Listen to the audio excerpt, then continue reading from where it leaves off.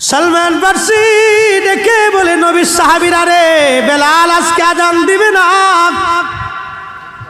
যাও ফাতেমার ঘরে হাসান আর হুসাইন আসেনি, হাসান আর হুসাইন কে নিয়ে আসো। হাসান হুসাইন বললে বেলাল আজান দিবে। আরে সাহাবীরা দৌড়ায় গেলেন ফাতেমার বাড়ি, 7 নম্বর গেট, বাবুস সালাম বরাবর সেই বাড়িটা দেখা যায়। দৌড়ায় যাইয়া ফাতেমার ঘরে গেলেন। হযরতে ফাতেমার ঘরে যাওয়ার পরে হাসান আর হুসাইনকে নিয়ে আসলেন। হাসান হুসাইন দেখতে নবীর মতো দেখা যাইতো, নানা চেহারা পাইছিলেন দুইজনে, দেখতে নবীর মতো দেখা যাইতো। বেলাল ছিলেন নবীর রওজার পাশে।